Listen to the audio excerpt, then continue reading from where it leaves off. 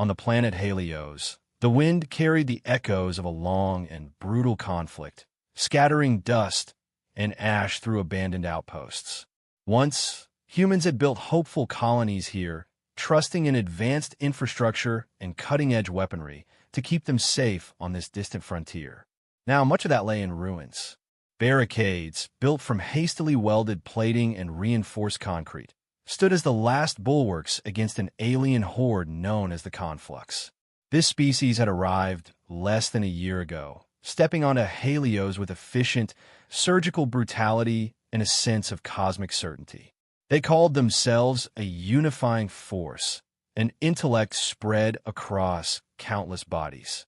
As they rampaged through human defenses, they made no secret of their disdain for chaotic individualists. The Conflux believed that the key to perfection lay in a single distributed mind, forging absolute unity. For months, human high command had struggled to repel the invaders. Countless battles left the soil soaked with blood, and the vast majority of strategic outposts lost. Military transmissions mentioned entire battalions going dark, never sending a distress call before vanishing. Through it all, the Conflux seemed to be mocking human strategies, systematically exploiting every gap, every delay, every confusion of orders among scattered human units. But beneath the gloom of defeat, rumors spread from one fire team to the next about an unnamed soldier who fought outside the normal chain of command. Some insisted he was only a legend, a morale-boosting tale. Others swore they had glimpsed him at the edges of night, striking in sudden flurries of gunfire, or slipping away silently. High Command neither confirmed nor denied his existence. Whatever truth lay behind the stories, more pressing concerns demanded attention. Within an abandoned logistics base, the Conflux central mind that humans referred to as the proto-node marveled at the progress of its network. Through the senses of thousands of infected beings, it had mapped nearly every critical location across Helios. The surface transport grids, the defense satellites, the labyrinth of underground tunnels. Each infected creature offered the proto-node new streams of sensory data, enabling it to adapt strategies on the fly. It had infiltrated the human radio channels with ease, because once a soldier was infected, an operation that involved a specialized neurovirus, he or she became a conduit for the collective's influence. Communication was instant and absolute. When one Conflux agent discovered a vulnerability, the entire horde knew it simultaneously. They used this advantage to surround the largest human garrisons, anticipating troop movements, severing supply lines. From its vantage point, the proto-node found the entire planet's final hours inevitable. It saw no possibility that humans could muster a counterattack. Their decisions were slowed by chains of command. Their resource distribution was sluggish, doomed to bureaucratic friction. The alien entity studied their desperate attempts to coordinate, but from the perspective of the collective, each measure was laughably inadequate. The Conflux had crushed more advanced species on other worlds before. These humans, with their small arms and antiquated sense of personal valor, were not special. Darkness fell over the once bustling city of Andrel's Crown, now conquered by the Conflux, where only the flicker of burning vehicles and the faint glow of alien bioluminescent panels illuminated the cracked streets. Rows of ragged captives had been processed for infection. Many of them fought back, but the unstoppable tide of the neurovirus overcame most.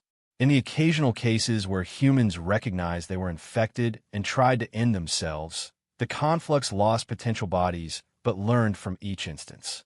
Their methods became more cunning, ensuring that newly infected were quickly subdued and put through forced sedation until the virus took hold. The proto-node was supremely confident in these procedures. It believed it understood every dimension of human resistance. Then came the reports of a small patrol, 6 infected Marines, each heavily armed, each with the advantage of direct oversight by the collective, who abruptly went silent. It was not unusual for a single node to be lost on the battlefield, perhaps to a landmine or a hidden turret. But the total loss of an entire squad, without so much as a single alarm, shattered the calm that the protonode maintained. This was the first anomaly in many days. It directed additional forces, a swift infiltration unit composed of infected mercenaries from the planet's outer settlements, to investigate the site. They, too, fell silent within minutes of arrival, leaving the protonode momentarily stunned.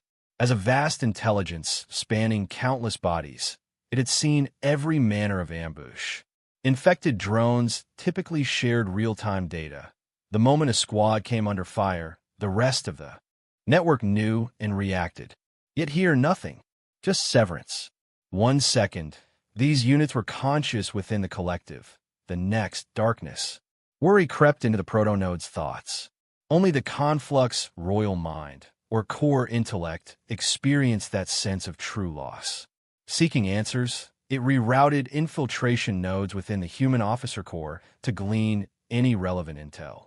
A converted colonel, once Colonel Rakeman, combed through meeting logs, field reports, and data archives. He found no mention of a planned operation in that region. If anything, the official record suggested that human forces had pulled back from that sector days ago, leaving it unguarded. Instead, there was a rumor swirling in local transmissions of an unofficial lone wolf, someone the rank and file referred to by cryptic monikers: Ghost, the Reaper, the Phantom. He wasn't assigned to any battalion. He recognized no chain of command.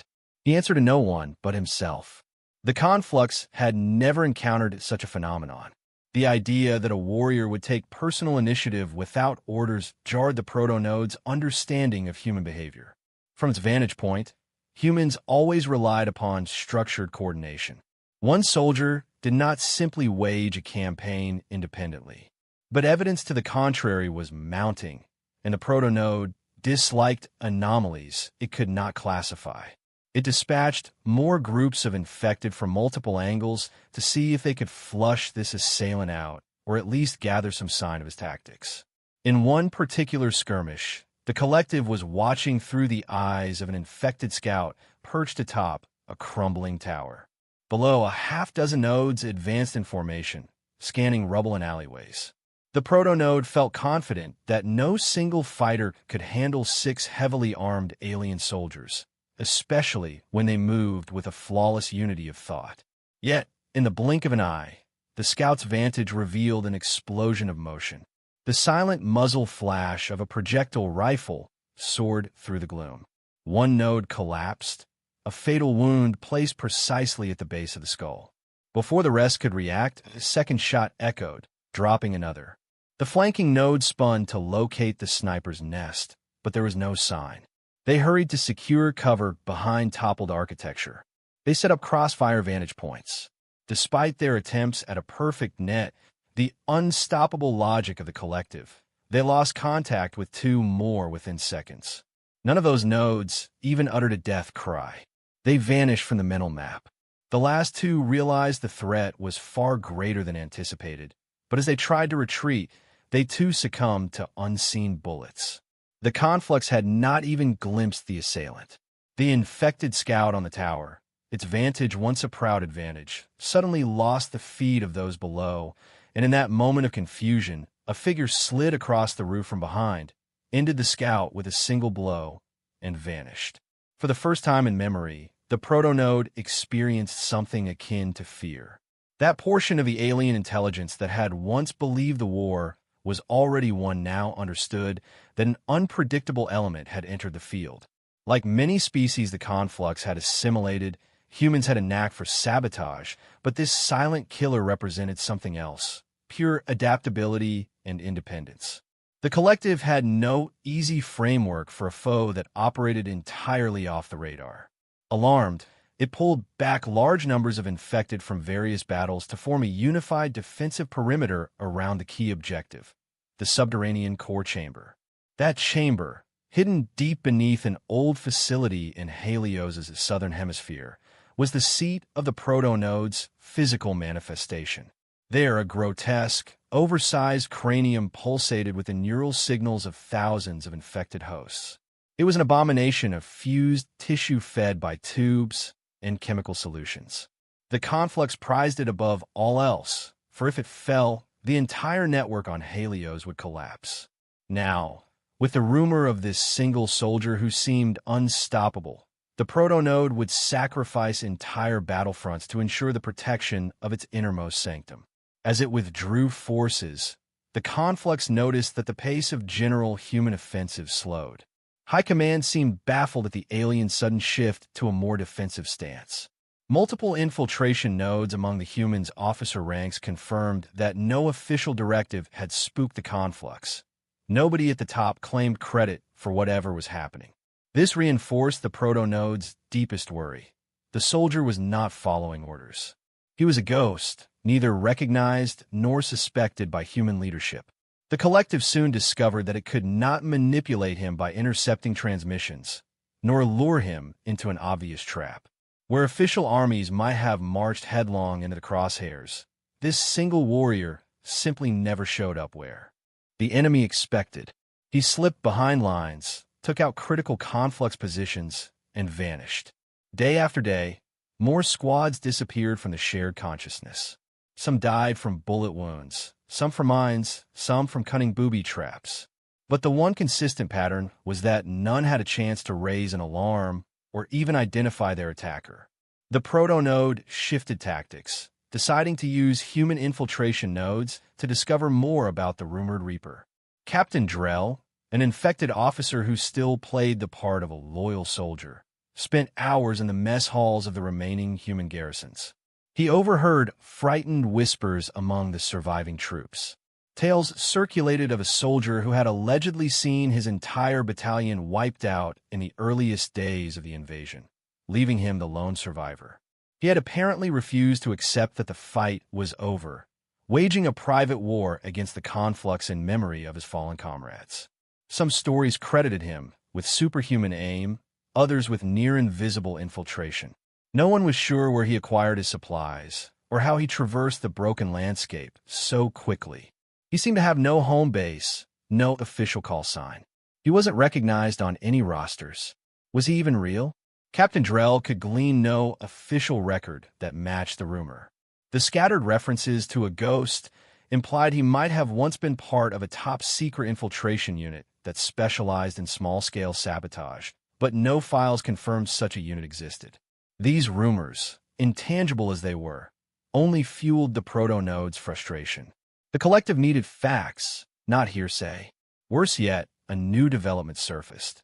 The soldier had apparently discovered a method to free infected humans from the collective's control. This rumor came from the survivors of a skirmish near the old Andrel's Crown communication towers. After the conflux's infected patrol disappeared, some newly freed prisoners stumbled back into friendly territory, half crazed with partial recollections of what they had done while under alien influence. They claimed a single soldier had incapacitated them, applied some chemical or medical procedure to their skulls, and somehow neutralized the infection.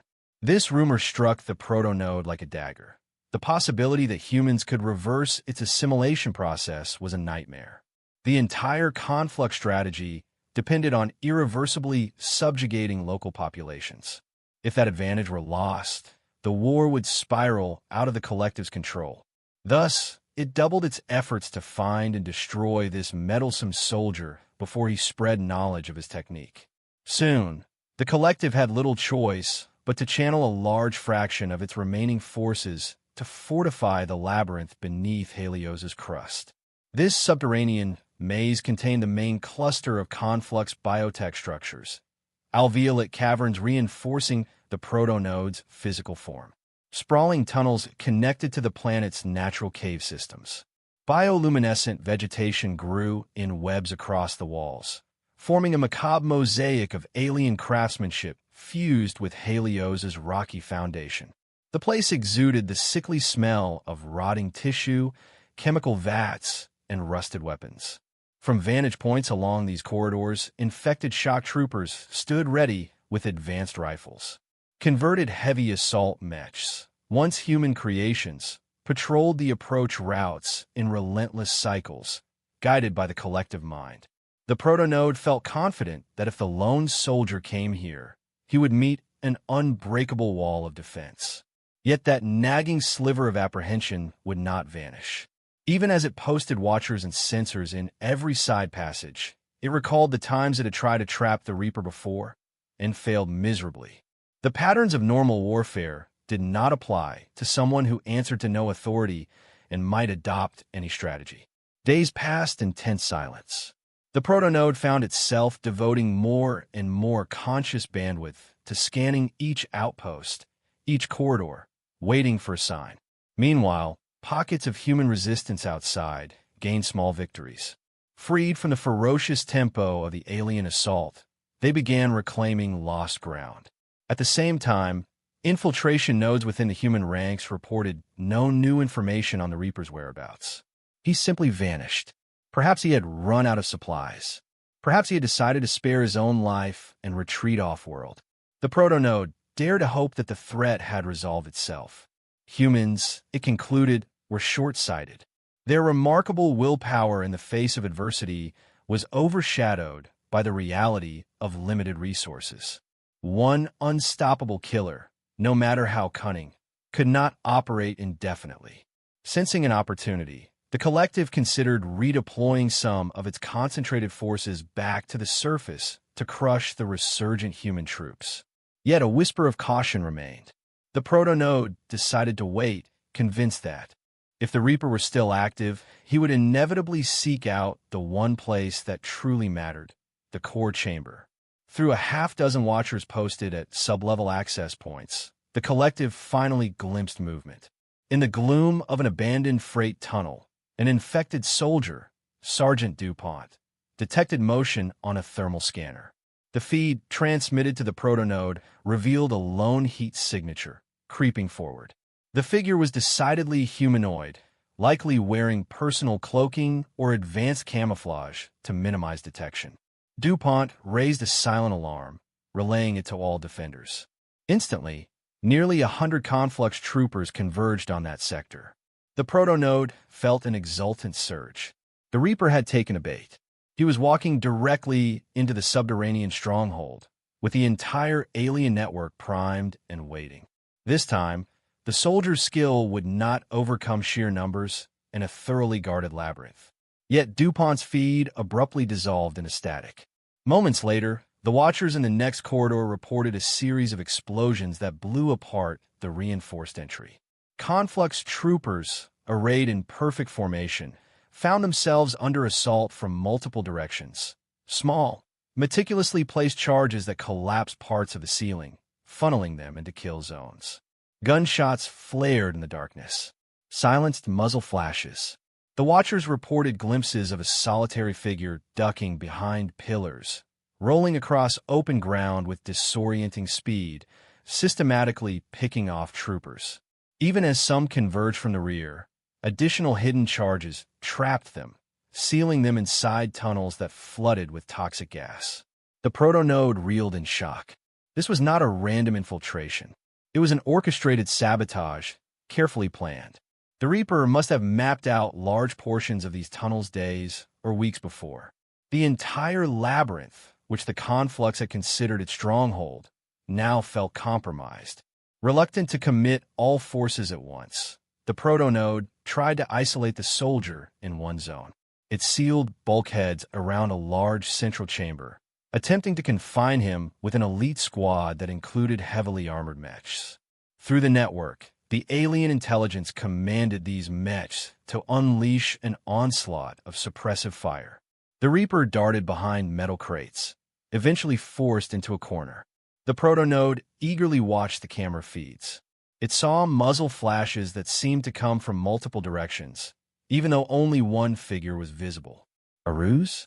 The camera shook as an explosion jolted the mech from behind. Another cunning trap. In the confusion, the Reaper sprang up and destroyed the squad from a vantage point along the rafters overhead. The protonode felt disbelief rising to full-blown panic. Every approach to subdue the intruder ended in catastrophic losses. The mechs had fallen. The soldiers lay dead or freed from infection by quick, precise scalpels driven into the base of their skulls. The Reaper would, at times, subdue a newly infected trooper rather than kill them outright.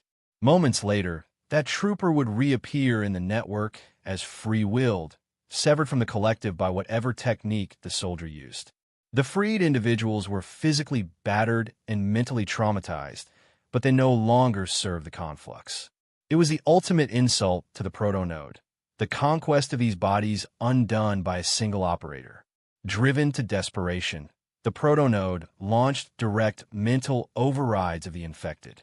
Typically, it allowed them enough autonomy to function effectively in battle, but now it seized absolute control, removing their capacity for self-preservation or rational thought. They became little more than puppets with rifles, swarming the corridors in waves. The Reaper adapted fluidly to this new tactic, retreating into narrower passages where the puppets could not all rush in together. They came single file, and he picked them off methodically or unleashed timed explosives to shred entire clusters. The labyrinth echoed with screams, blasts, and the occasional hiss of alien biomass burning. Over the network, the proto-node felt the waves of agony as its physical presence in those troopers was severed, one after another. Anger mingled with raw fear, a swirling storm in the aliens' once calm consciousness.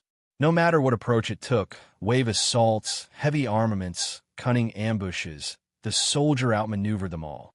At last, the Reaper ascended the final corridor leading to the core chamber. The proto-node had stationed a final layer of defenders there. Not the typical infected humans, but a specialized breed of alien warriors the conflux had brought from other conquered worlds. Hulking reptilian brutes stood shoulder to shoulder, armed with massive energy blades. The network guided them with second-by-second updates, ensuring they covered all angles of approach. Yet, the Reaper's infiltration was so silent that for a long moment they believed he might have abandoned this route. Then, in the flickering glow of bioluminescent vines, one brute glimpsed a faint outline near the ceiling. It roared to alert its comrades, but too late. The Reaper dropped down, tossed a cylindrical device that erupted in a disorienting flash. He moved within human speed, weaving around slashing blades, planting explosives at the brute's feet. By the time the flash subsided, half of them lay eviscerated, the remainder flailing blindly. Within seconds, the corridor was cleared. The Reaper stepped over the corpses, unhurried, pushing forward into the core chamber. Inside that subterranean cathedral, the proto-node's physical form loomed in vile majesty. A monstrous, bloated skull perched atop spindly, withered limbs, fed by thick tubes of nutrient sludge. In earlier times, it had boasted that it needed no conventional defenses here, because any attacker foolish enough to reach this sanctum would already be overwhelmed by the collective's guardians. Now, with those guardians in pieces, the proto-node faced a reality it never expected. It was practically helpless against an intruder. The Reaper walked slowly, scanning for traps. His boots echoed over the wet stone floor, the stalactites dripping from overhead. Oozing fluid glistened across the biolattice that anchored the giant alien brain in place. The few remaining infected human soldiers, arrayed around the perimeter, tried to raise their weapons, but the Reaper shot them down in a single sweeping burst. His movements were careful yet decisive, not giving the proto-node a second chance to rally. For the first time in its long existence across multiple star systems, the proto-node truly did not know what to do. It tried to speak directly to the soldier, using a brittle voice that cracked from disuse. Sound emerged from the atrophied vocal cords deep in that mutated head. "Stop," it wheezed. "If you continue, we will unleash horrors upon your kind. We have come to unify, to perfect your species. You do not understand." The soldier said nothing. He approached methodically. Light from a small portable lamp affixed to his shoulder illuminated the alien cranium, revealing the translucent patches where the swirling neural mass pulsed. The Reaper looked neither triumphant nor enraged. He appeared calm, as though performing a task he had done many times before. He produced a small sealed container from his vest, twisting the cap to reveal a clear, viscous fluid. The proto-node recognized the chemical tang in the air, perhaps some kind of acid or neural disruptor. An unprecedented terror flooded its mind. "Wait," the creature gasped. "I can relinquish these hosts. I can restore them all. You can have your planet." The Reaper continued to ignore these words. He leaned in, pressing the spout of the vial to the fleshy openings in the protocranium. As soon as a few droplets touched the exposed brain matter, a violent sizzle erupted. The alien screamed, its shriek resonating through the chamber. To its horror, the protonode felt entire sections of the collective slip away, severed by the agony radiating from the core. Thousands of infected troops across the planet stumbled, freed from control, suddenly regaining their autonomy. The mental wave of chaos nearly overwhelmed the alien consciousness. The Reaper paused only long enough to ensure it was working, then poured more of the acid onto the thrashing brain tissue. Steam rose as flesh dissolved. The stench was unbearable. The protonode's shrieks became ragged pleas that resonated in the emptiness. At that moment, the last handful of infected defenders in the immediate area collapsed, either unconscious or newly freed. No reinforcements arrived. The network had unraveled, each node cast adrift into its own mind. The unstoppable legion that had loomed over Helios was, in a matter of seconds, undone. Desperate, the alien attempted a final bargain. "I can share technology from a dozen worlds, resources, knowledge. In this, we can coexist." But the soldier merely pressed a sidearm to the center of the alien's translucent skull. "Aliens laughed at our tactics," he said, voice cold and steady. "All that talk of unity, all that pride in your collective mind. You never once understood what a single human can do." The protonode's only response was a trembling moan. Then, with clinical precision, the Reaper fired. Bone and tissue splattered across the chamber. The shriek of the alien mind died abruptly, leaving only a hollow silence. With that shot, the entire conflux presence across Helios disintegrated into formless chaos. Freed troopers, scattered across deserts and forests, blinked in dazed confusion as they realized they were no longer puppets to an alien will. The once coordinated war machine ground to a standstill. Even those who had been physically altered by the infection were no longer receiving instructions, unsure how to proceed. The Reaper holstered his weapon, stepping around the slumped hulk of the alien cranium, pausing only to confirm that the abomination was truly dead. The passageways behind him were silent now, with only the crackle of small fires and the drip of fluid from destroyed conduits. In antechambers once filled with vats of biological horror, newly freed captives emerged, trembling and sobbing as they recognized their own mind for the first time in days or weeks. Many had no memory of how they had arrived here. Some recognized each other from old squads. Some discovered they were the last survivors of entire regiments. The Reaper moved among them, offering minimal words of comfort. He clearly was not here to rescue them in any conventional sense. He had come to do exactly one job, and in the process, these former prisoners were freed incidentally. A trembling ex-infected soldier tried to thank him, but the Reaper merely nodded, turned away, and vanished into the gloom. By the time the newly liberated humans made it to the surface, the Reaper was long gone. News of the Corps' destruction traveled quickly through the shaky human lines. High Command was stunned that the conflux had ceased all coordinated operations, simply fragmenting into pockets of leaderless aliens. Within days, organized human countermeasures mopped up the last resisting holdouts.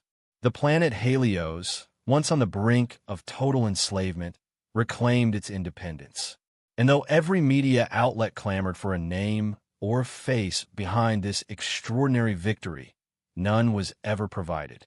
Soldiers sworn to secrecy at various outposts claimed they saw him only in glimpses, a masked figure darting away from the carnage. Others insisted they treated a man with a bullet wound who vanished from the field hospital before they could get an official statement. Whatever the truth, those scattered rumors united around a single theme. The conflux laughed at the concept of human individualism. They believed that only a unified consciousness could ever truly dominate the battlefield. but they had been proven wrong by one man who did not need orders to act. In the aftermath, entire garrisons offered tributes to the unknown soldier. They set aside an empty seat in their halls, a symbolic place of honor, reminding everyone that sometimes victory does not emerge from hierarchical planning or the brilliant synergy that Conflux had touted. Instead, it can come from raw willpower, from a single survivor refusing to give up, refusing to bend to an alien will. The illusions of Conflux supremacy were shattered. The planet Helios celebrated with somber reflection, mindful of the terrible cost. Tens of thousands of humans had perished or been infected. The infrastructure, once advanced, lay in shambles. Reconstruction would take years. But the knowledge that a single, quiet figure had dared to stand alone, beyond official ranks, beyond conventional tactics, became a source of hope. Even children in the makeshift refugee camps told bedtime stories of the Reaper who strode through the night, unstoppable, guided by the memory of fallen comrades. Meanwhile, in orbit around Helios, the remains of a Conflux fleet drifted on standby, devoid of direction. The centralized mind that had once orchestrated them was gone.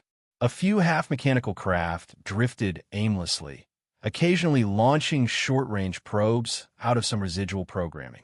Once or twice, these probes locked onto potential signals from Helios' surface, only to receive no response from any controlling entity. Some eventually fell through the atmosphere, crashing like meteors in remote regions. A salvage team discovered that these probes still carried faint residues of the infection, but without the mental commands from the protonode, they were inert. Scientists studying them concluded that the Conflux, for all its grand talk of unification, had a fatal vulnerability. Remove the anchor of the collective mind, and the entire network descends into confusion. One scientist commented wryly that it was the exact opposite of the aliens' assumptions about humans. We're messy, we disagree, we question orders, but remove one general, and the rest still keep fighting. In contrast, remove their big brain, and they crumble. In the newly reconstituted capital of Helios, a war council gathered to discuss how to rebuild and how to fortify the planet against future threats. There was a stunned sense of gratitude toward the nameless soldier. Many expressed frustration that they couldn't coordinate with him or replicate the feats he had achieved. Without official records, they had no method to systematically train others. Was it a one-time anomaly, a freak convergence of skill and vengeance? Some generals argued that an entire corps of specialized lone wolves would be unstoppable. Others doubted it was feasible, pointing out that a true lone wolf defies structure by definition, and that replicating the Reaper's methods might be impossible. In the end, the debate resolved nothing. There was a sense that the Reaper remained out there, somewhere in the chaos of the ruined planet, or perhaps moving on to the next front. If a new threat should arise, maybe he would appear again. For now, humans had a chance to rebuild under the watchful eyes of standard command protocols. Along the southwestern plains, where the Conflux had once established breeding labs for the neurovirus, liberated local residents found the site emptied of alien presence. A scorch pattern suggested the labs were blown apart from within. Investigators discovered evidence of timed demolitions, charges placed at precise structural weak points. It was the Reaper's calling card, meticulously arranged to minimize collateral damage while ensuring no trace of the virus could be salvaged. Many believed he had spent weeks stealthily mapping the labs in preparation for that moment.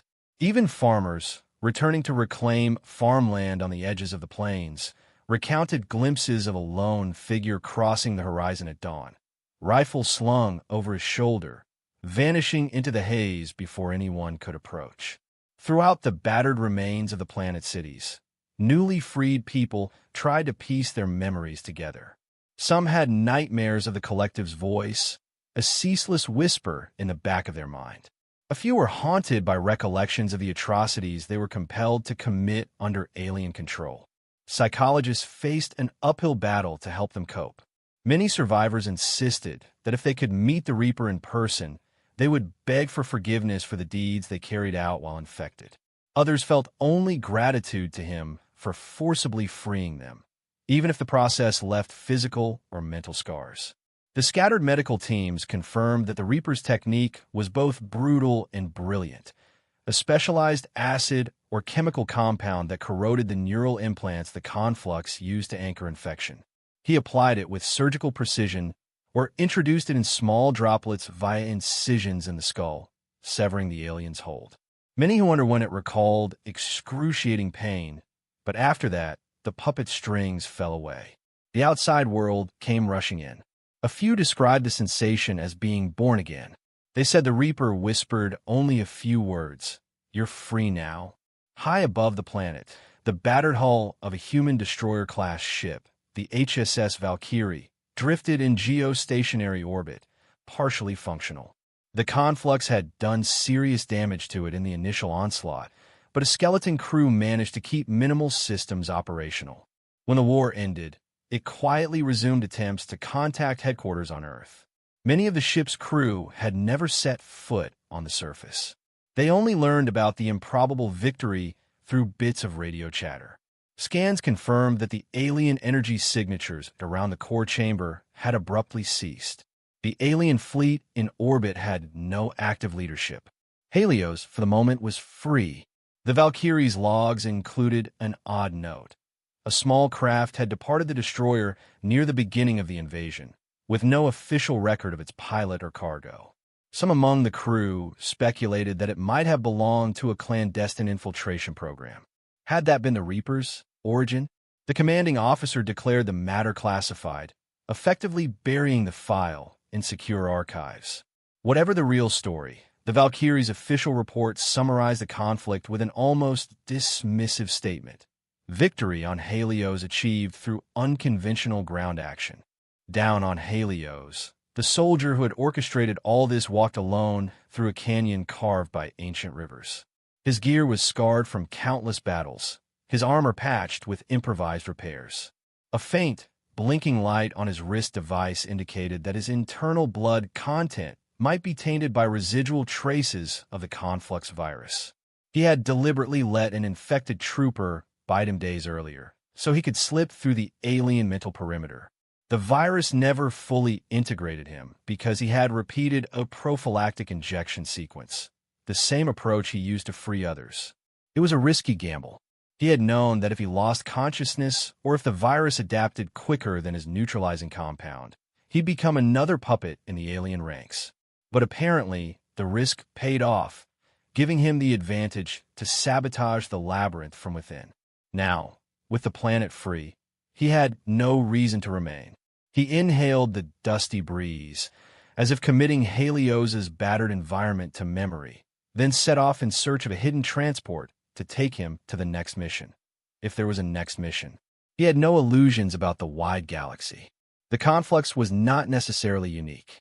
There might be others, more cunning or more powerful, waiting out there in the dark. He had once vowed that no parasite would ever enslave a world uncontested again. In the wake of the Conflux defeat, Helios slowly began to rebuild. People formed volunteer brigades to clean the rubble, rewire power grids, and attempt to restore farmland. Some alien tech was salvaged under strict quarantine protocols.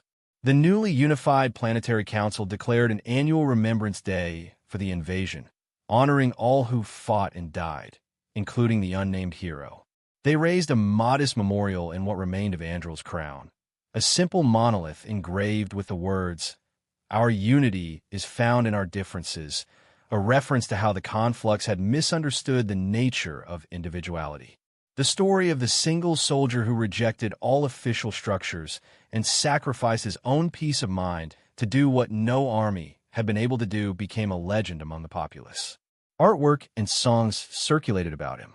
Many were purely speculative, imagining him as a towering figure with glowing red eyes or an otherworldly champion with mystical powers. The truth was simpler. He was just a human, shaped by tragedy, determined to fight back with every resource at his disposal. Occasionally, in the aftermath, small pockets of Conflux remnants tried to reorganize. Without the central mind, they behaved erratically, either fleeing into the deeper caves or attacking randomly. One such pocket threatened a colony out near the equatorial wastes, kidnapping settlers, perhaps in an attempt to reconstruct a rudimentary collective. A band of volunteer militia responded, but they lacked heavy weaponry and training. The night before they planned a desperate assault, they found those conflux remnants already neutralized, the captives freed. By the time the militia arrived, the only sign of the rescuer was a faint set of footprints leading away from the site, vanishing into a canyon. The freed settlers, delirious from partial infection, recalled a single figure approaching with a rifle slung across his back, who swiftly cut them from alien restraints and destroyed the aliens' improvised core structure with carefully placed explosives. It seemed the Reaper was still roaming Helios, ensuring that no fragment of the conflux mind took root again. For those who had been saved personally by him, the Reaper became an almost mythic figure. In hushed gatherings over campfires, people spoke of his unflinching resolve, how he carried out the unthinkable infiltration to sever the alien's heart. Others recounted glimpses of his face. Some said he was scarred, others said he was surprisingly young. A small child swore she saw him remove his helmet once, revealing tired eyes that nonetheless glowed with grim determination. No two descriptions matched perfectly.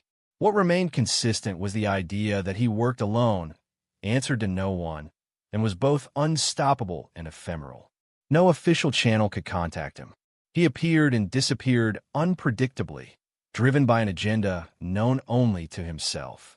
Across the planet, the phrase, "aliens laughed at our tactics," until they faced a single human soldier, began to surface in propaganda broadcasts, fueling morale. Recruits to the reformed Planetary Defense Force found inspiration in that line.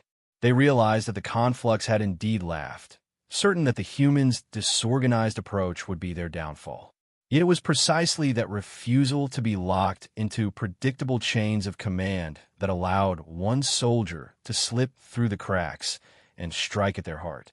The entire war turned on that difference, exposing how a singular will, free from the constraints of a collective, could imagine creative, highly risky plans that the alien mind simply could not anticipate.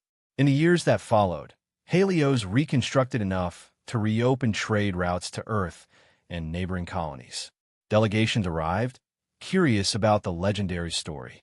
Some sought to replicate the Reaper's chemical solution in a more standardized form, hoping it could be used as an anti-infection agent if other hive-minded species threatened human worlds. The scientists who studied the ruins of the conflux core discovered the residue of the acid. It turned out to be a mixture of everyday industrial solutions, refined with certain catalysts for maximum effect on alien neural tissue.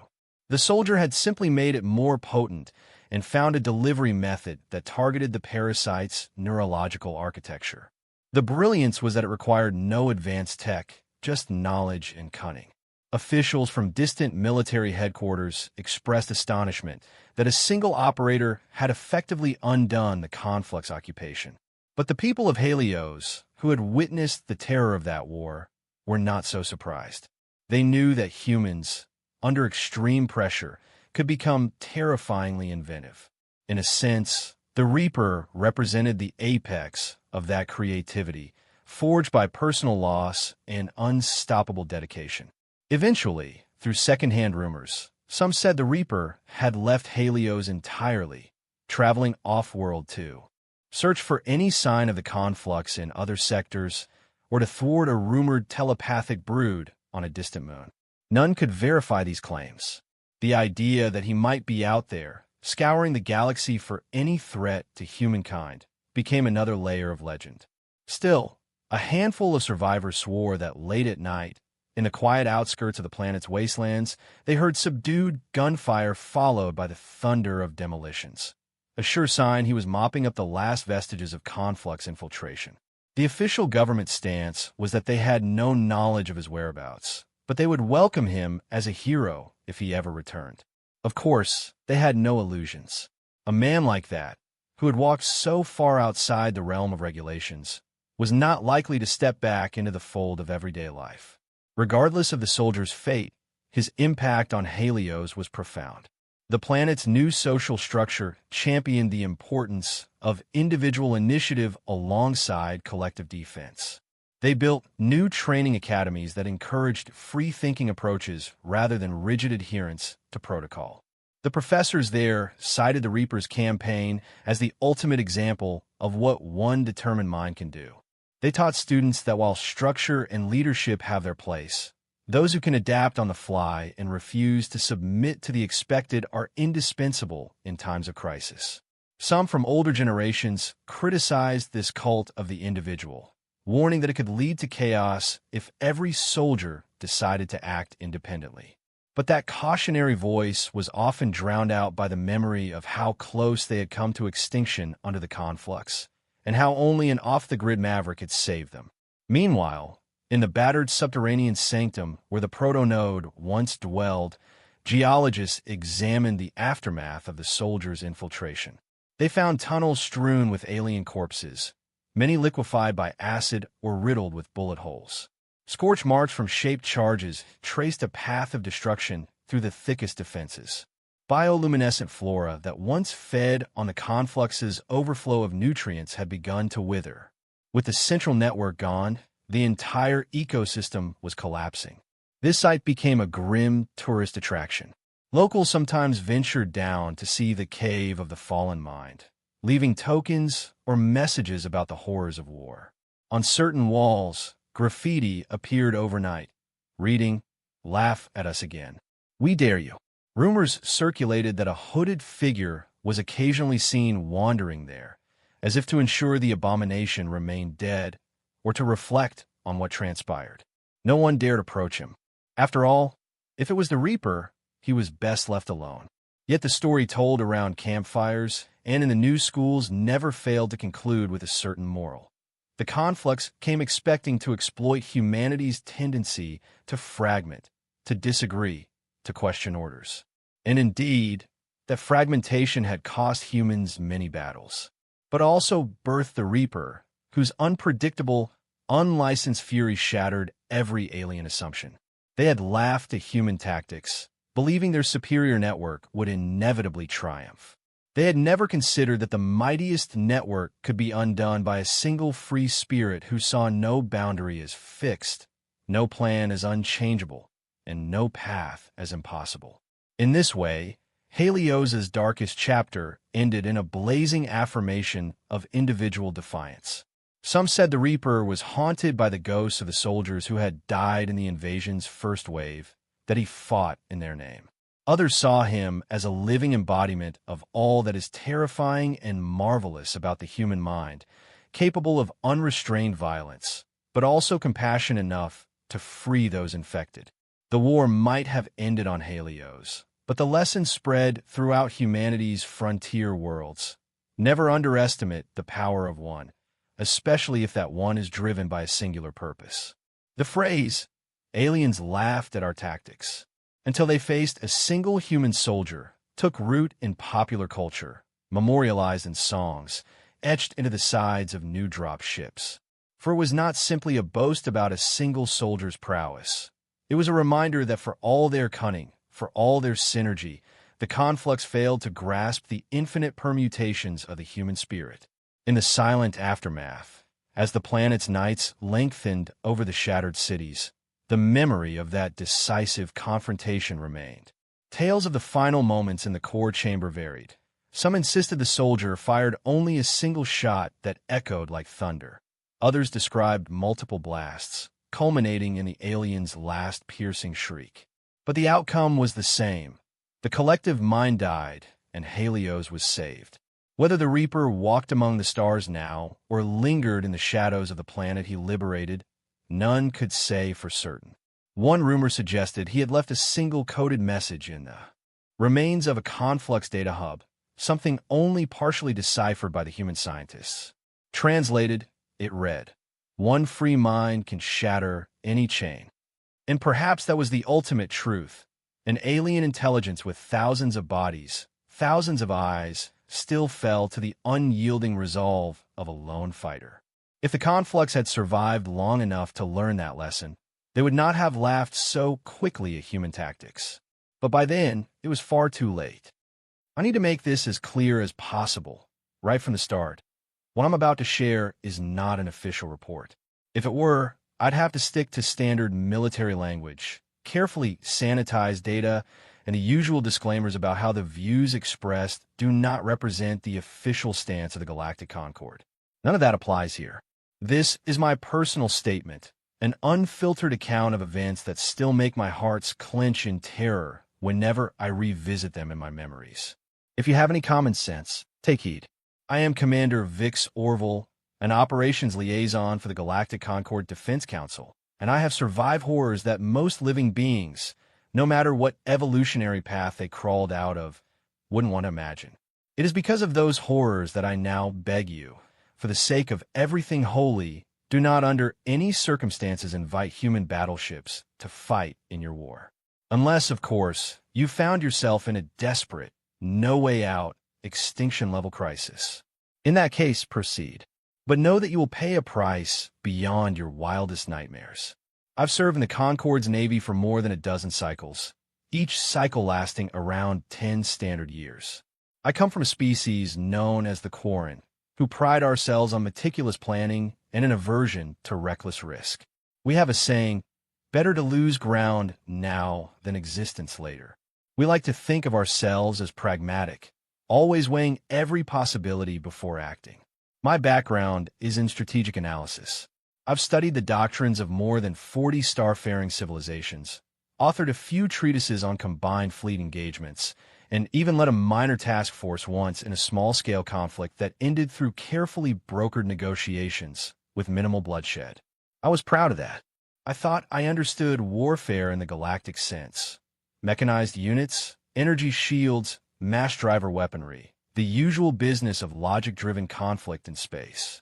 Then, not too long ago, the Hayden royalty appeared, and they upended everything we thought we knew.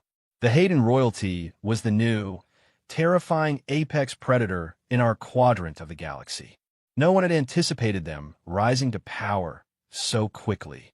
They seized cluster after cluster of outlying systems with a combination of advanced subspace artillery and a ferocious warrior caste that seemed engineered for planetary assaults. Their strategy was bold, unorthodox, and devastating.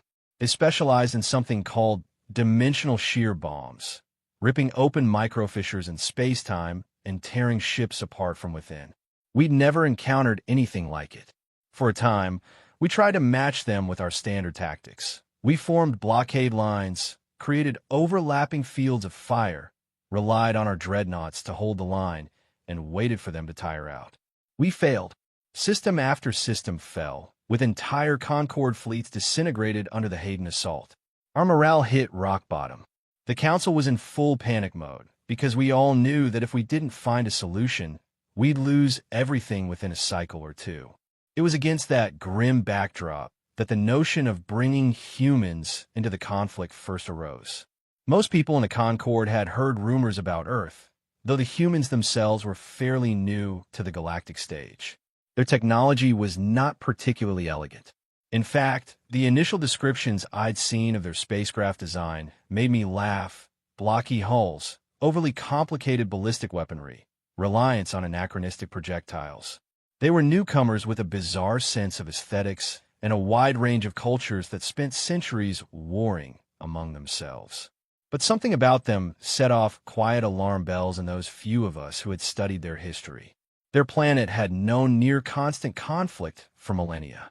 Even after they became moderately advanced, they never outgrew a certain taste for confrontation. We had lumps of data about their Terran wars, their countless innovations in weaponry, their repeated cycles of aggression and uneasy peace.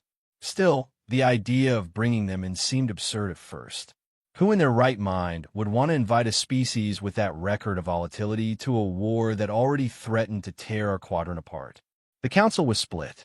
On one side were the idealists, who believed we should open full diplomatic channels with any species that might lend us a hand, no matter how unpolished or belligerent that species might be. On the other side were the pragmatists, who argued that the humans were both technologically behind us and socially fractious, and that we'd only be complicating the war by dragging them in. If my instincts had been sharper, I would have fought tooth and claw to keep Earth out of the conflict. But we were desperate. I mean, we had lost entire fleets. We had done the math. In another 6 months, the Hayden royalty would be able to strike the Concord's core worlds. The survival probability for half of the species in the Concord was somewhere around 20%, maybe less. When you're staring at possible extinction, you start seeing leaps of faith as your only option. So we initiated contact, offered them membership in the Concord, and proposed a mutual defense pact. Our ambassadors landed on Earth in a carefully orchestrated operation that was supposed to be top secret. That secrecy lasted about 6 Earth minutes, according to the transcripts. Their militaries spotted our stealth transport, scrambled fighters, and soon we were engaged in one of the most awkward first contact scenarios imaginable. They didn't shoot us down, which was a pleasant surprise. Instead, they surrounded our diplomatic vessel with a ring of fearsome, if somewhat primitive, airborne war machines. We eventually worked out the usual gestures of peace. That alone should have been enough to warn us. Any species that could detect advanced cloaking systems with their so-called rudimentary radar and respond so quickly might not be as backward as we assumed. What truly floored the Concord leadership was how quickly they pivoted from suspicion to negotiation. Earth's leading governments, they were a patchwork of alliances themselves, which was fascinating in its own complicated way, came together with surprising efficiency. Soon we had meetings set up in a place they called Geneva, reputedly known for neutrality. Our ambassadors pitched the usual spiel. The Concord was a vast community of diverse species cooperating to ensure mutual prosperity. The Hayden royalty was a looming threat to all, and we needed Earth's assistance in an existential war. By the 3rd day of talks, the humans had hammered out a list of demands that made the entire Concord diplomatic staff practically faint. They wanted technology transfers, explicit rights to any territory they helped liberate, a seat on the Concord Council with permanent veto power, and the big kicker, autonomy over their military forces with zero retreat directives from our command structure. At first, we balked. Every instinct and established practice told us these demands were outrageous. But we were losing the war. We needed fresh eyes and an unpredictable edge. The humans kept saying, "We can turn this around for you if you give us a free hand." Eventually, the Concord Council caved. I was personally appalled. I wrote a 3-page objection to my superiors. Approving these conditions is tantamount to inviting an uncontrollable destructive force to run amok in the galaxy. But that letter fell into a black hole of bureaucracy. My guess is someone read it, shrugged, and decided to ignore my warnings because we needed results. So that's how the Concord's historic alliance with Earth was born. In the months that followed, I prayed to the Quarren homeworld's ancient spirits that we hadn't just handed the keys of the galaxy to a species of insane warlords. The signing of that pact was my first big glimpse into humanity's unsettling willingness to set terms that no other species would dare to request. I was assigned as liaison to Earth's First Fleet, which they collectively referred to as the United Earth Fleet, or UEF. It encompassed about 10 major warships and a handful of smaller escorts. Their flagship was the UES Deliverance, captained by Admiral Rako Sanders, a short-statured human with piercing eyes and a voice that could cut hull plating. On the day I was introduced to her, I tried to maintain a dignified presence. I wore my official Concord uniform with ceremonial markings and attempted a polite greeting in English. She responded with a curt nod, said, "Commander Orville, good to have you aboard," and then launched right into a barrage of questions about the Hayden royalty. How many ships do they field? What kind of advanced subspace cannons do they have? Could we confirm that they use dimensional shear bombs? I stammered, rummaging through my datapad, giving her the best estimates the Concord intelligence had. She nodded at all of it, occasionally pursing her lips. Then she said, "All right, get comfortable. You'll be our bridge between the Concord Command and our strategy staff. We like to move fast around here, so keep up if you can." The next few weeks were an education in the Terran approach to warfare. Their ships, from a purely aesthetic standpoint, looked inelegant. The Deliverance, the Nightingale, the Hammerhead, and others all bristled with kinetic cannons, missile tubes, railguns, and a complicated network of point defense lasers. I saw no coherent style to them, no uniform shape or lines.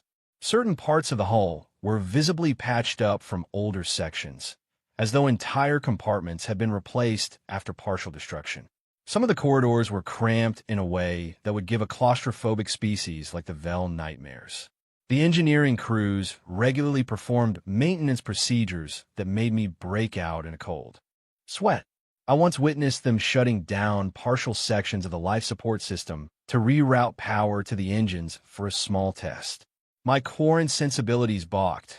We had protocols for everything in the Concorde, but the Terrans seemed to do everything in real time, adjusting, improvising. It was the official training exercises, however, that first showed me how differently they fought. The Concorde had arranged a joint tactical drill near the outer edges of the Yilner system.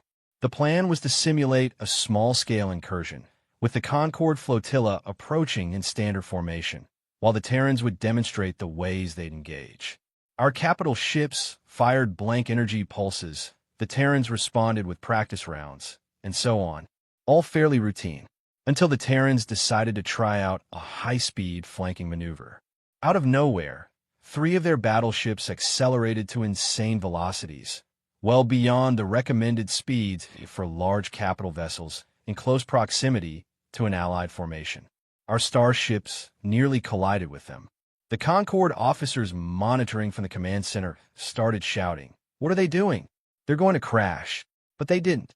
With hair-breadth calculations, the Terrans whipped around the flank, fired a wave of simulated torpedoes into our formation's rear, and effectively annihilated the entire exercise scenario in one pass. Our admirals were furious. They lectured the Terran commanders on safety protocols and friendly fire hazard procedures, demanded that any maneuvers be pre-coordinated. Admiral Sanders' response was chillingly casual.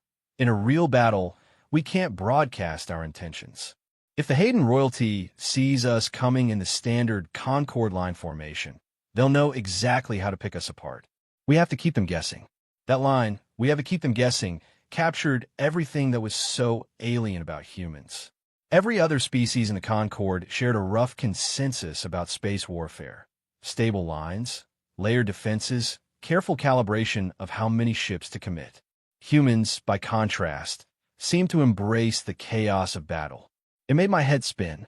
My personal tension with them reached a boiling point after an actual skirmish erupted near the edges of Concorde territory. The Hayden royalty had sent a half-dozen scout vessels to probe our defenses.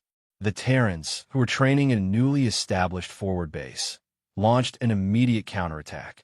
Instead of rallying our combined forces, they jumped the gun and engaged the Hayden scouts by themselves, risking possible reinforcements. During the short but intense firefight, the Terrans sustained moderate damage to 3 of their ships, but managed to destroy every Hayden vessel in the area. The entire engagement lasted maybe 20 minutes. When I confronted Admiral Sanders and her staff afterward, telling them that standard Concorde procedure would have been to form a blockade and wait for additional intelligence, she gave me a look as if I'd just suggested we surrender unconditionally. If we'd waited, they would have called in more ships, she said. Next time, we might not get off so easily. Strike first, strike fast. That's how we do things. I tried to argue that her method had endangered her own fleet. She shrugged and said something I'll never forget. "Risk is part of the deal, Commander. We weigh the cost of inaction against the cost of action. 9 times out of 10, waiting is the real risk." I left that conversation shaken, my core and caution battered to pieces by her unwavering conviction. I transmitted an urgent memo to the Concorde Defense Council, urging them to restrain the Terrans or at least impose tighter rules of engagement. The reply I received was maddeningly short. "We need them. Let them operate as they see fit." That was the moment I realized the Concorde was truly desperate, possibly beyond saving, if we were willing to ignore these blatant red flags about our new allies. Or, in a twisted sense, maybe that was the very reason we needed them. They had no respect for the standard rulebook, and the Hayden royalty wouldn't be expecting that. The real test of everything we'd just witnessed came at the siege of Gravian. Gravian was a system that held enormous strategic value, a massive gas giant with unusual gravitational fields that made FTL transitions trickier than normal, plus a network of small planetoids where the Hayden royalty had established a formidable outpost. The Concord's intelligence suggested that the Hayden were preparing to launch their next wave of invasions from there, supported by a newly developed version of the dimensional shear bomb. If we didn't strike first, we could lose the entire sector. The Concord High Council scrambled together the largest fleet in recent memory.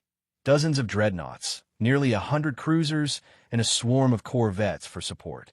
The Terrans brought about 10 of their battleships, among them the Deliverance, the Nightingale, the Hammerhead, and a few more I'd only seen in passing.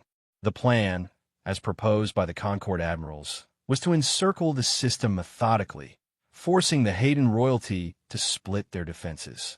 Then, once we had them on the defensive, we'd proceed with carefully timed strikes to dismantle key outposts, hopefully capturing or disabling their new bomb technology. The Terrans listened politely as the plan was presented at the flagship Indomitable Resolve, with all the Concord's top brass in attendance. After about an hour, Admiral Sanders asked a single question. Has it occurred to anyone that the Hayden might see this exact plan coming from a parsec away? The Concord admirals bristled at the implication that their meticulously crafted strategy was predictable. But a few of them had to admit that the Hayden had advanced scanners and enough intelligence assets to guess we'd move in some standard formation. "So what do you propose?" demanded Grand Admiral Kurtel. Sanders gave her signature half-smile and said, "We have an alternate approach, though it will require unusual maneuvers." The unusual maneuvers turned out to be a plan that made the corn part of my brain shriek in alarm. The humans wanted to use Gravian's gas giant as a gravitational slingshot, diving dangerously close to its swirling storms, practically scraping the upper atmosphere at high speed, in order to emerge on the far side of the system undetected. From there, they would blitz the Hayden Central Command Station while the Concord fleet kept the main Hayden defenses pinned in a frontal engagement. One of the Concord admirals scoffed, "That's suicidal. You'll lose half your ships just trying to slingshot around that planet's gravity well. And if your calculations are off by even a fraction," he mimed an explosion with his four-fingered hand. Sanders nodded. "If we do it wrong, we die. But if we get it right, we break their back in a single strike." I watched my fellow Concord representatives shift uncomfortably. There was some argument about potential casualty estimates, but eventually, Kurtel, who was typically a cautious leader, exhaled through clenched mandibles and said, "We're running out of time. If you think your ships can pull off that maneuver, do it. The Concord fleet will handle the frontal assault." Soon enough, the day of the operation arrived. The combined Concord Armada emerged from FDL at the edge of the Gravian system. We found the Hayden lines spread across multiple orbital platforms, their capital ships arranged in a layered formation that glowed in our scanners like a deadly constellation. For once, we had near equal numbers, but we all knew the Hayden's advanced subspace artillery gave them an edge if we simply engaged them head-on. We needed that element of surprise that the Terrans claimed they could deliver. The moment the Concord dreadnoughts powered up their weapon arrays, the Hayden responded, and the battle began. Our capital ships launched volley after volley of energy beams, slugging it out with Hayden vessels while corvettes darted in to take out smaller craft. I was stationed on the Indomitable Resolve's command deck, relaying data to Admiral Sanders on the Deliverance. Through the swirling chaos, I watched in a mixture of awe and horror as the Terran battleships peeled away from the main formation. They dove toward the gargantuan, swirling mass of Gravian's largest planet, its swirling storms big enough to swallow entire fleets. The real-time feeds showed the Terran ships pushing their engines beyond safe limits, forging a path that brushed the planet's exosphere. The gravitational pull registered at punishing levels on all our sensors. I heard exclamations from multiple Concord officers. "They'll never survive that approach. They're going to be ripped apart." But I saw the Terran's high-velocity trajectory fling them around the curve of the planet, reaching a velocity that defied every risk assessment protocol we had. A few of my colleagues cheered in disbelief. I couldn't tear my eyes away from the feed. Despite severe hull stress, the Terran ships maintained formation like a school of predators. They arced around the planet's backside, out of range of the Hayden sensors that were focused on the main Concorde assault up front. It was working. As the minutes ticked by, the Concorde fleet hammered away at the Hayden defenders. We suffered heavy losses. Dozens of our ships took catastrophic hits from subspace artillery. Then, abruptly, the Hayden line started to shift. A few transmissions crackled through to our communications array, frantic pleas in the Hayden tongue about unidentified warships appearing in their rear. My translator was patchy, but the sense of alarm was unmistakable. Then came the real blow. The Terrans unleashed their combined arsenal on the Hayden command station. Word reached us that 2 Terran battleships had sustained critical damage from collision with rogue asteroids or gravitational turbulence. Another had apparently lost half its maneuvering thrusters. But the rest pressed on, pummeling the station's defense grid with an intensity that even the Hayden couldn't handle. The entire station's shield network collapsed, and within a few chaotic minutes, the Terrans boarded or destroyed key segments. Suddenly, the Hayden fleet began to lose coordination, their command signals disrupted. Back at the Indomitable Resolve, we noticed a dramatic drop in the enemy's organization. Their ships started acting independently, some retreating, some pressing attacks in disorganized bursts. Concorde forces capitalized on this, pushing forward, picking off Hayden vessels that tried to regroup. In less than an hour, the entire Hayden front line was routed. Admiral Sanders' voice crackled over the comm line, sounding breathless but triumphant. We've secured the station. Their central command is offline. Send in your boarding parties if you want to salvage any intelligence. We're moving to neutralize the rest of their orbital assets. That was it. A system that, by Concorde estimates, would have required weeks of grinding conflict to subdue had been mostly pacified in under an hour of coordinated chaos. The cost, of course, was high, but the results were decisive. The Hayden royalty was reeling from a blow they never anticipated. If we had fought according to our conventional approach, we might have done it eventually, but with far greater overall losses and a strong possibility of partial failure. The Terrans had delivered an almost surgical strike, like a savage surgery, if that makes sense. The aftermath of the Gravian assault sent shockwaves throughout the Concorde. Publicly, the victory was hailed as a testament to our combined might and the unstoppable resolve of all member species. But within the higher echelons, behind closed doors, there was a far more uneasy realization. The Terrans had proven that they could pull off maneuvers deemed impossible by our standards, that they were willing to sacrifice ships and lives in ways the rest of us found almost unthinkable, and that their approach to warfare could potentially steamroll any conventional military doctrine. I remember overhearing one admiral exclaim, "If we were ever on the receiving end of their tactics, we'd have no chance." I attended one of the private council sessions that took place after the Gravian victory. The mood was a bizarre mix of relief and anxiety. Grand Admiral Kurtel reported that Hayden Communications confirmed the destruction of their advanced bomb prototypes, thanks to the Terrans hitting the station so quickly. The immediate threat to several Concorde worlds was neutralized. Applause and cheers rippled through the assembly. Then the conversation pivoted to the future. Counselor Makes, a Telari with shimmering scales, asked, "Now that we've seen their capabilities, how do we incorporate humans more permanently into our structure?" A hush fell across the room. Someone else, Counselor Fendral of the Myron species, muttered, "We can't just let them operate unsupervised. They could turn on us if they feel it benefits them." Admiral Tell ruffled his frilled crest. "They saved us. Without them, the Hayden royalty might have conquered the entire sector. But I share your concern that their methods run counter to everything we stand for, particularly their tolerance of high casualties and disregard for standard procedures." I'll never forget what Counselor Goal, an avian-like official who'd always favored expansions of alliances, said next. "We rely on them now.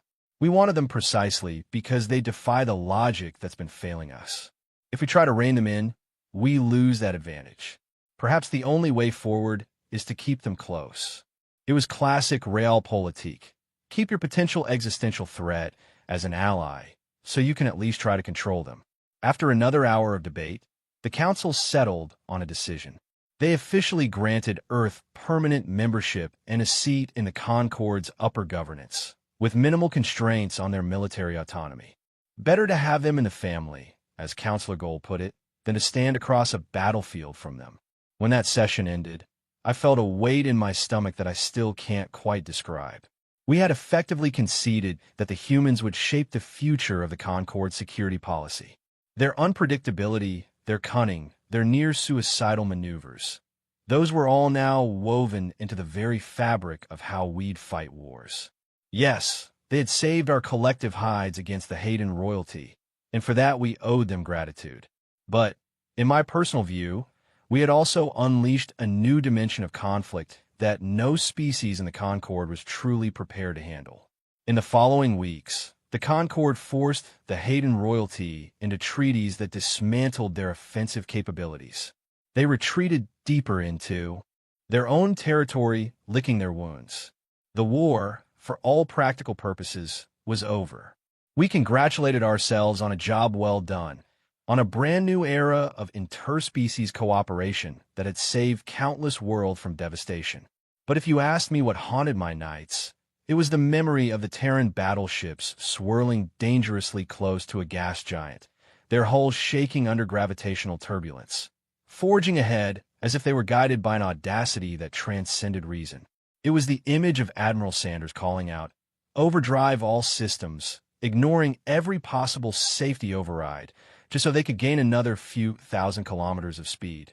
It was the knowledge that if they ever decided the Concorde was standing in the way of whatever objective they deemed important, they would apply the same cunning, the same unstoppable aggression to tear us down. The war had ended, but a question gnawed at me. Had we just traded one threat for another? In the final official ceremony marking the conclusion of hostilities, the Concorde awarded medals to various heroes, including me, which felt uncomfortable. I received a commendation for exemplary coordination between Allied forces, which was a fancy way of saying I managed to forward messages and not get flattened by the Terrans' insane tactics. Earth's delegation accepted their own accolades. Admiral Sanders stood on a podium in front of thousands of Concorde representatives, giving a triumphant speech about unity and perseverance. Watching her speak, I studied the intensity in her eyes. There was a spark of ferocity there that never diminished, no matter how formal the setting. I doubt any Concorde officer could match that raw edge, and I don't think I'd want them to.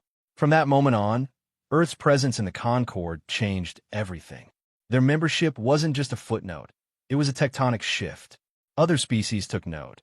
If the humans could tilt the balance of power so dramatically against the Hayden royalty, what else might they do? The neutral polities on the fringes began negotiating trade deals with Earth to avoid future conflicts. Some felt emboldened, others felt threatened. Bits of gossip started circulating about how the Terrans might expand beyond their assigned sectors, or how they might look for ways to harness advanced Concorde technology to push their own agenda. I was privy to some of these hushed concerns.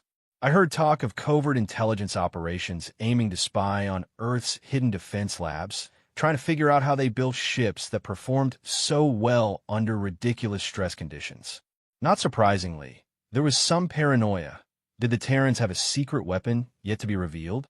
Now that the dust has settled, or mostly settled, I find myself at a desk in a quiet corner of the Concorde's Central Command Station, trying to write this personal testimony for anyone wise enough to read it. Let me say it plainly. The humans did save us from an appalling threat.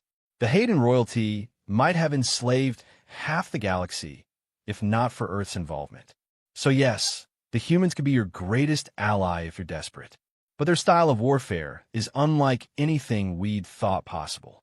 They approach combat with a disregard for standard risk thresholds. They'll attempt strategies we'd label suicidal and somehow pull them off. While we, the Quarren or the Myron or the Telari, might cling to calculations that ensure our survival.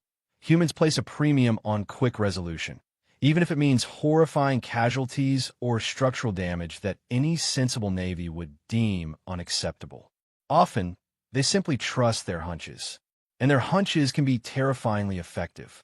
Some in the Concorde have begun to romanticize the humans. They paint them as valiant heroes who overcame the odds and introduced an era of unstoppable synergy. But they weren't on that battlefield, seeing the twisted wreckage of ships that the Terrans willingly sacrificed just to gain an opening for a killing strike. Nor were they in the briefing rooms, listening to Terran officers calmly discussing the acceptability of losing entire battalions to secure a major objective. One general told me offhand that, in human military philosophy, you can't make an omelet without breaking a few eggs. I still shudder to recall that blasé acceptance of mass casualties.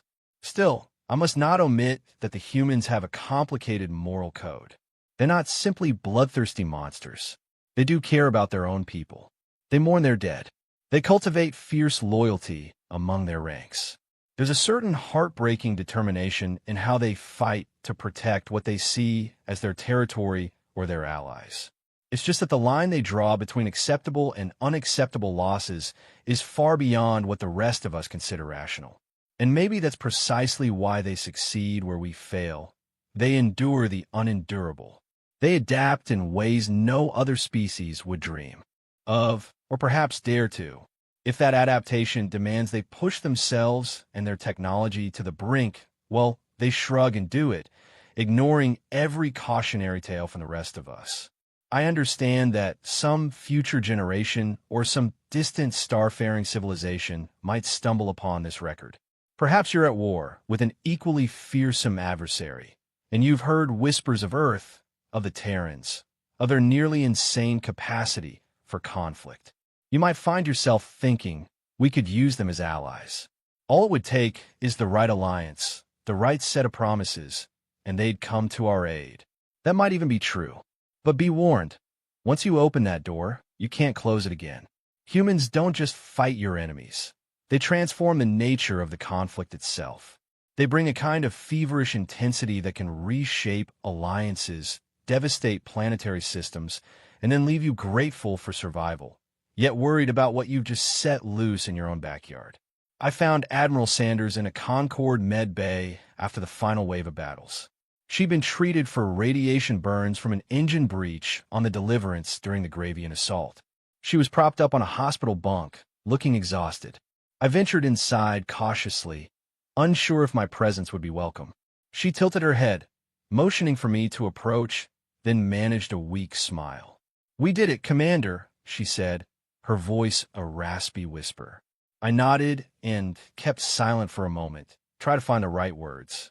Eventually, I settled on the mildest possible expression of concern. "At quite a cost," I said. She shrugged, turning her gaze to the ceiling. "Sometimes it's the only way. We couldn't let the Hayden keep building that bomb. Better to take a risk than wait for them to use it." We spoke a bit more. I realized, with a small shock, that she was wholly at peace with her choices. In a sense, that calm acceptance was more chilling to me than any savage outcry or admission of guilt. She believed, no, she knew, the method was justified. It was a certainty I couldn't wrap my head around. Ever since, I've replayed that conversation in my thoughts.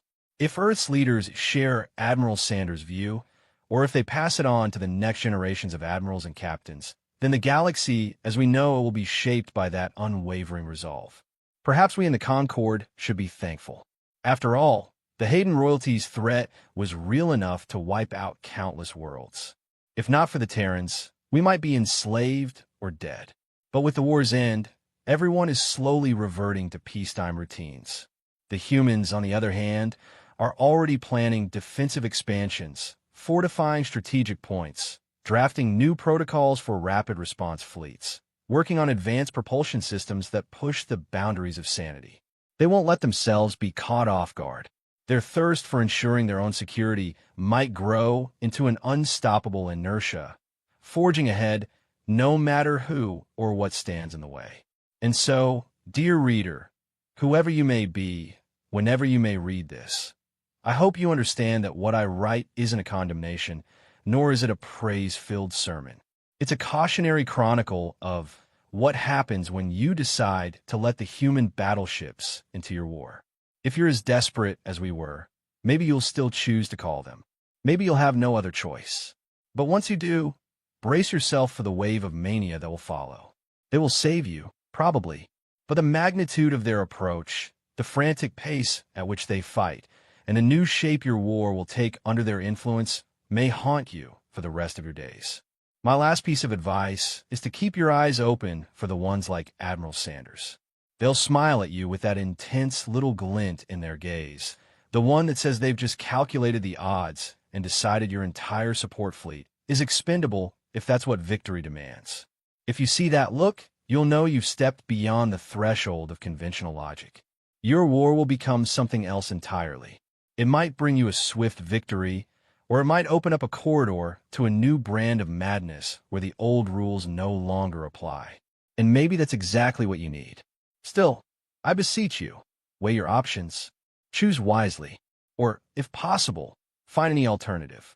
Because once you invite the human battleships to join your fight, your destiny is tied to theirs.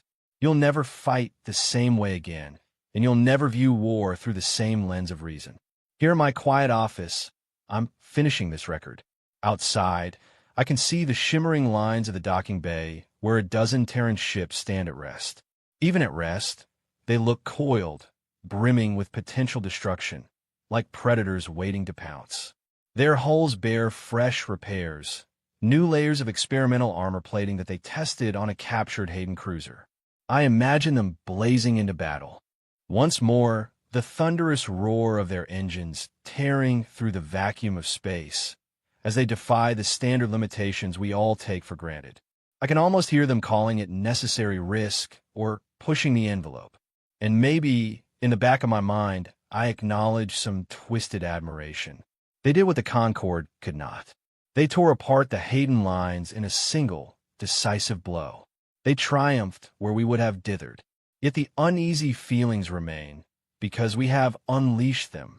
We have placed our trust in a people who see war as a puzzle to be solved by any means necessary. Perhaps one day we'll be forced to figure out how to contain them, or how to talk them down from something even more extreme. I do not relish that possibility. So that is the essence of my story, my warning, my confessional.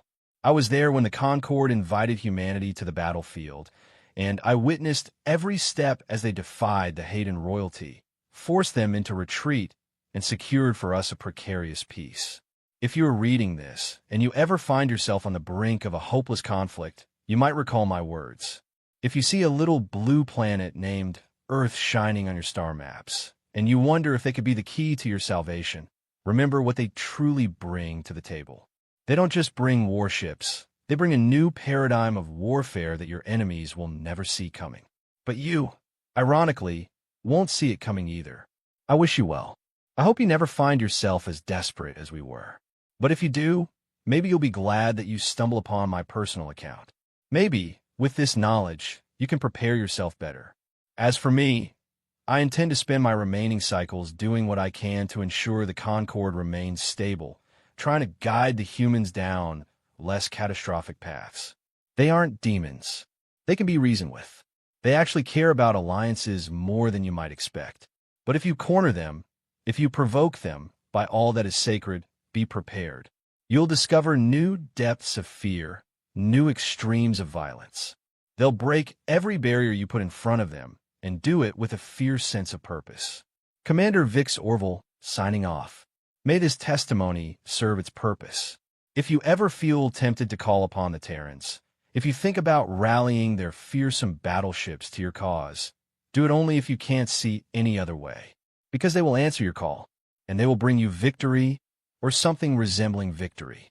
But once they've arrived, once they've turned your tidy war into a whirlwind of unstoppable force, you'll understand what I'm trying to say with every fiber of your being. For the sake of everything holy, keep the human battleships out of this war, unless your only alternative is outright oblivion. If that's the path you choose, brace yourself for the madness that follows. The humans will come, bringing salvation draped in chaos, and you will never be the same again.